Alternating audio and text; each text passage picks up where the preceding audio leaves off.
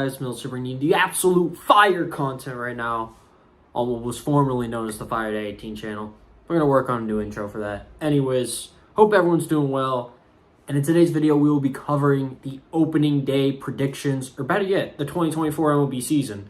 Just to clarify, guys, this is just for before opening day. The Seoul series has been played out by this point, so I am going to take that into account when I make these predictions.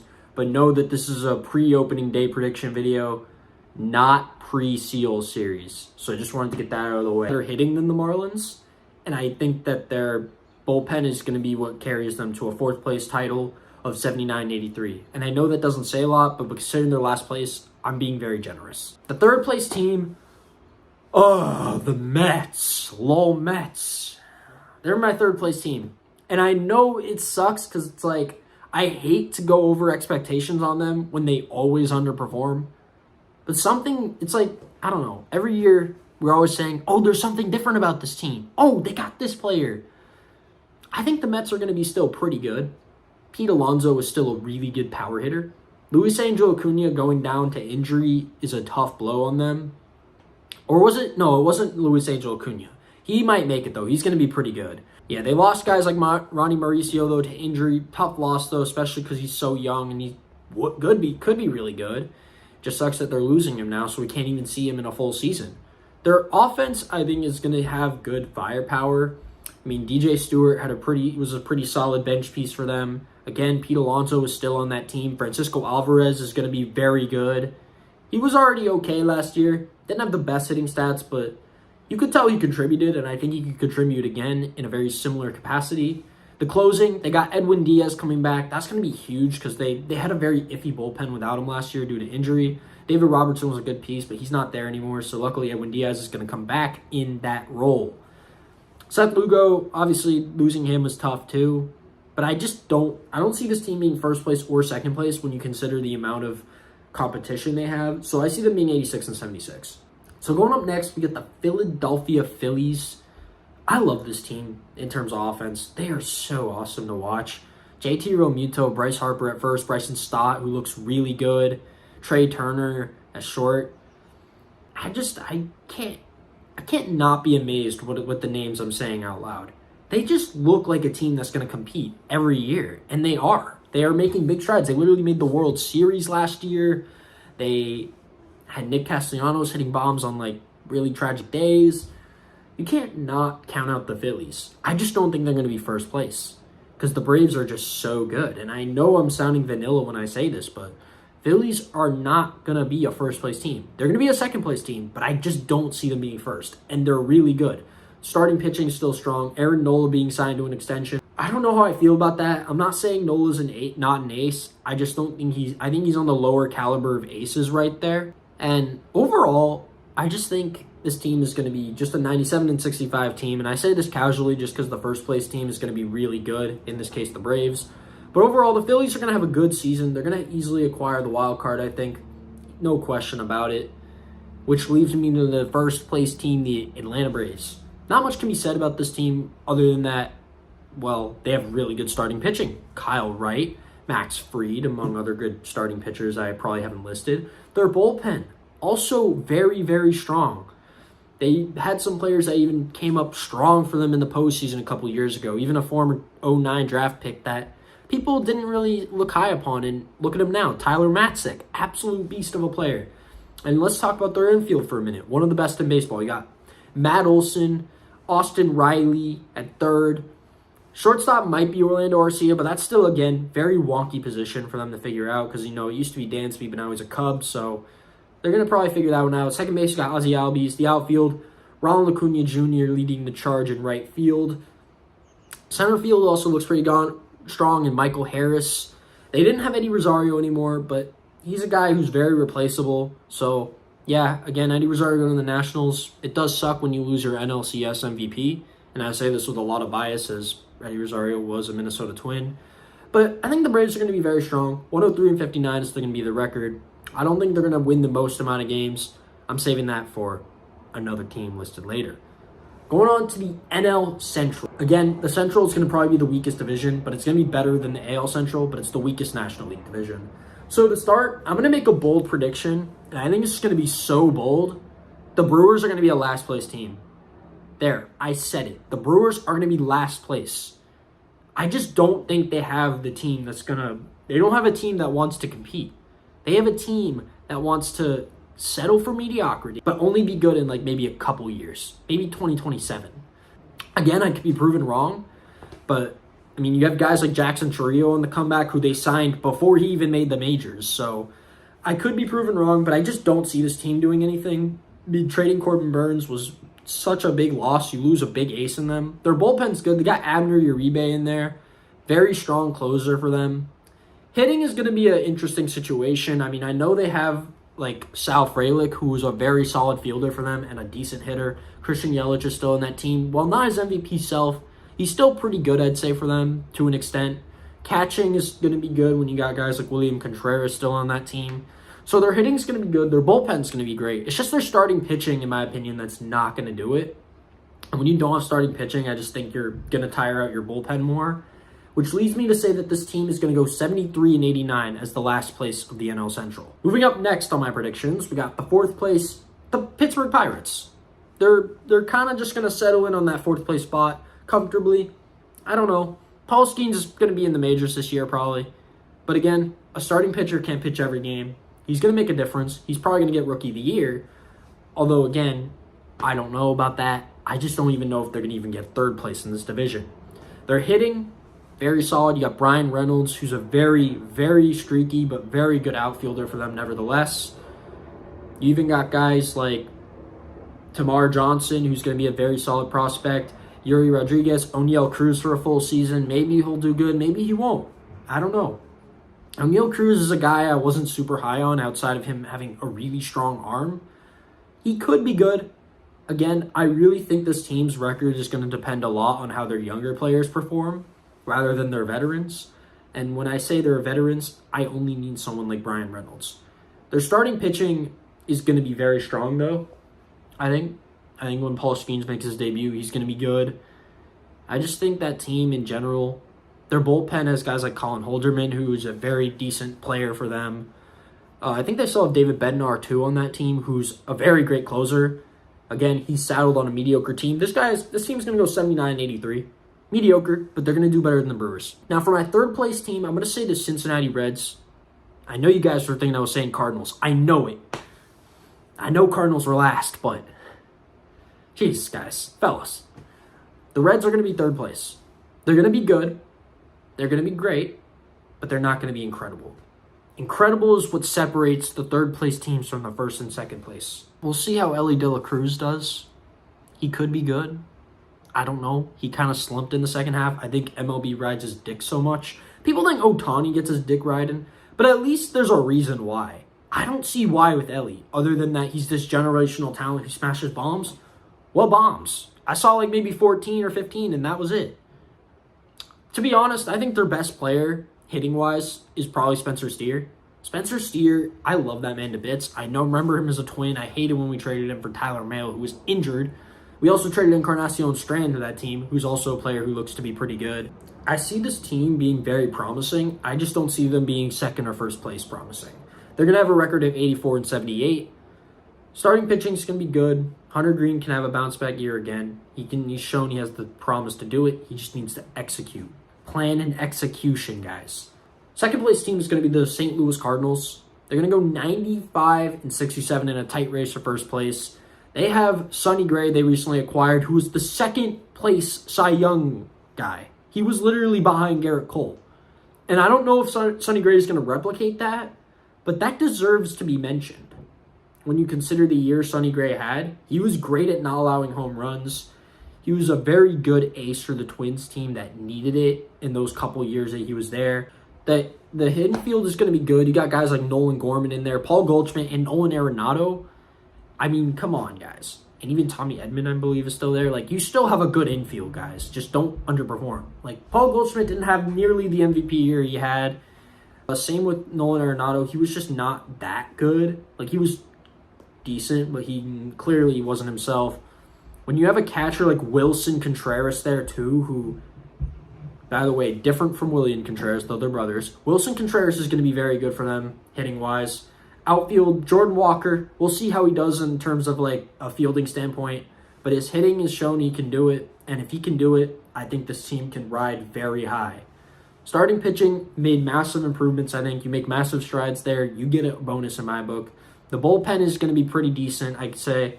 I don't think it's going to be good enough to take them to a division, though, which leaves me, again, 95 and 67. And for the first place team in the NL Central, we got the Cubs. Cubs made some decent moves, I'd say, in the offseason. When you re-sign Cody Bellinger, who was probably your best player, I'd say you made a good decision there. Dansby Swanson's still on that team. He looks like he's going to be a good shortstop again this year. Good piece for them as well. Pete Crow Armstrong, not the greatest of hitters. I don't even think he got a hit last year, but he's a really good fielder, and he has speed.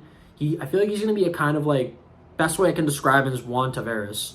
Very much that kind of player, and there's nothing wrong with that. If you can provide fielding and speed, if you can provide key stuff like that, and if you can hustle out plays, I could see that man being very, very solid. Very solid player for them, I think. Starting pitching looks to be, I'd say, pretty good, among other means. I don't see it being great. I don't see it being bad. I see it being pretty good. The bullpen is also good enough, in my opinion, because they're undoubtedly very good in all areas, and I think they're a jack of all trades in that sense.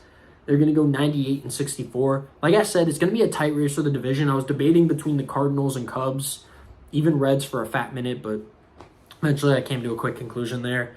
Cubs are going to go 98 and 64. Now, for the NL West.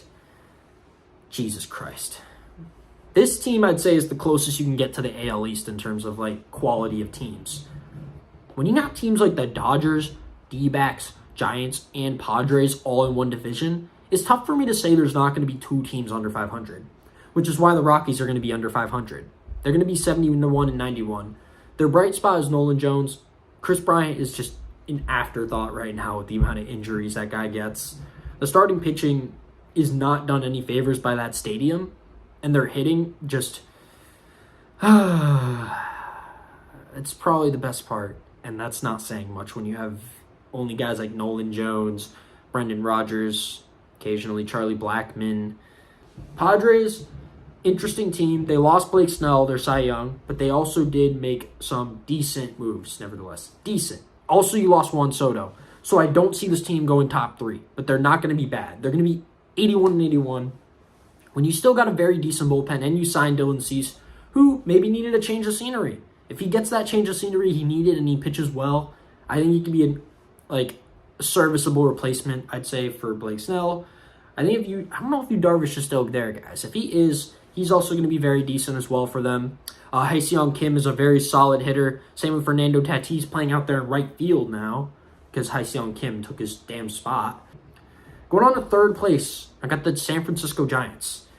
It was so tough for me to predict these third and second places because I didn't know if I wanted to give it to the D-backs, but they made the World Series, and I don't know if it's like because they made the World Series, they're going to be a third place or second place team. So I gave it to the Giants because like they made some big moves in the manager spot. They recently fired Gabe Kapler, who's very analytical based. He's kind of like a Rocco Baldelli, but not nearly, I think, to the same extremist extent that Baldelli is. But the Giants, they made moves. They got Jung-Ho Lee signed. He's going to be a very good player, I think, for them in the capacity that he does play, which is hitting. So he could be another Japanese prospect that really does turn out so well. I even like some of the players that they did get, too. Blake Snell going to the Giants, they needed that starting pitching ace again, and I'm so glad they found him. He could kind of just be like how Ben Madbone was to that 2014 team. He could be like their ace.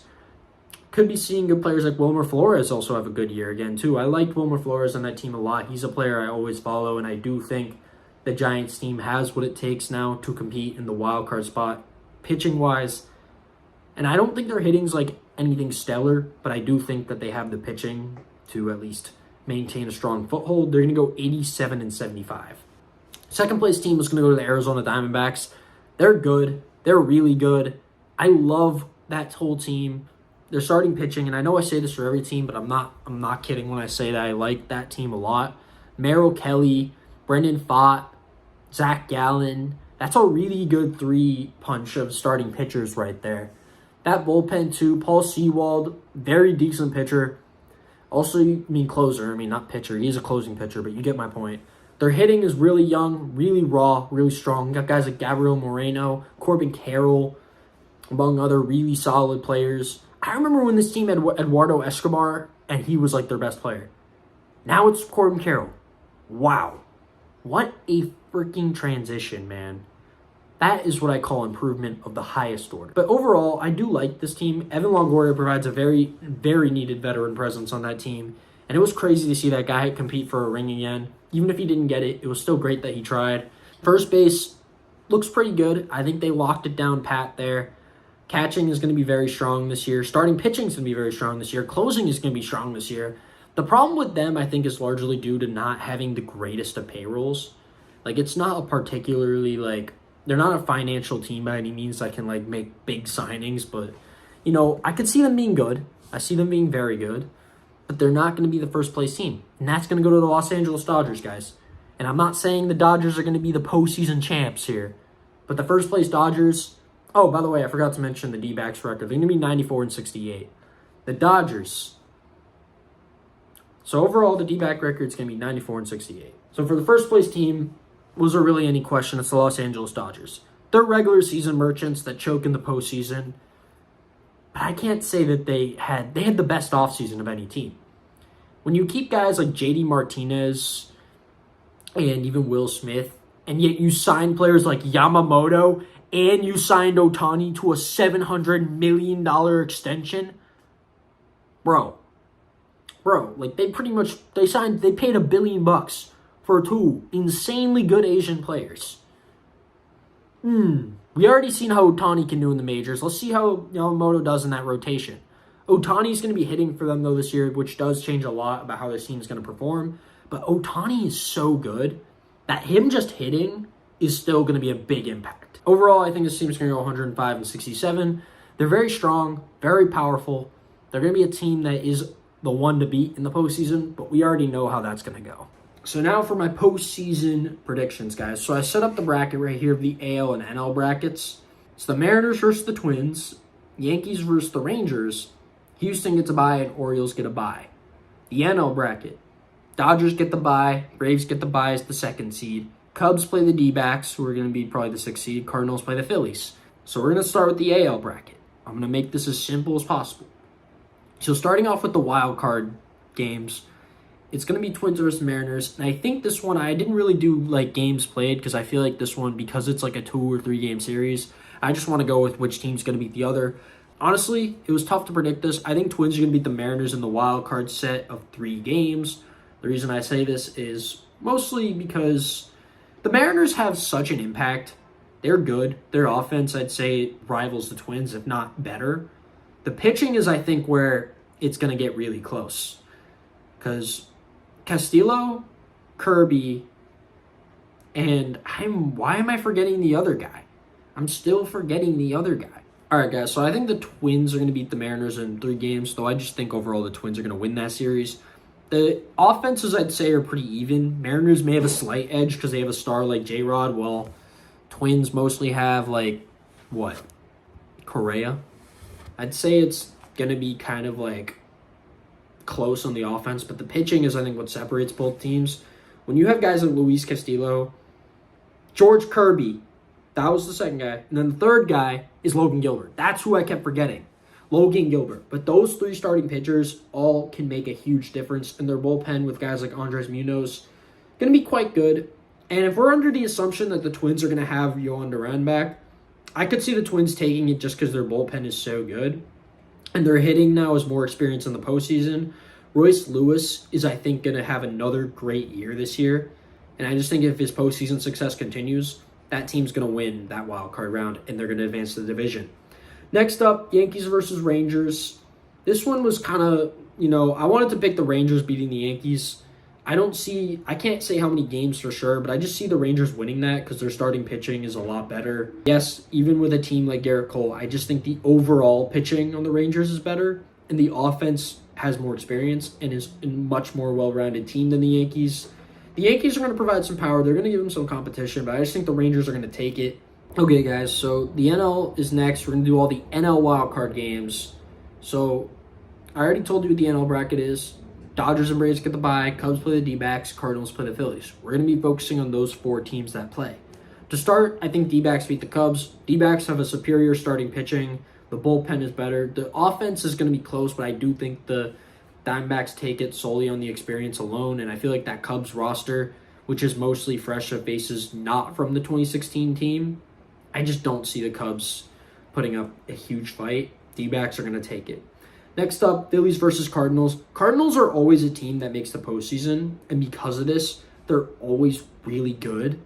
But I think the Phillies are going to win it again. They have a team that's always looking to compete. They're hungry. They always find a way to fight and beat the odds. And also fuck the odds. So I could just see Phillies beating the Cardinals there. Sonny Gray isn't particularly that great in the postseason. Like, he was good in the wild card, but he didn't do as well in the division series. I don't see the Cardinals really winning that series at all.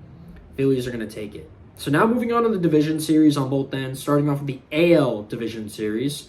I see the Orioles beating the Twins in 5. Orioles are going to definitely win this now. Last year, I think they were just dipping their toes in the water in the postseason because that team was so young, so raw, and their starting pitching wasn't that good.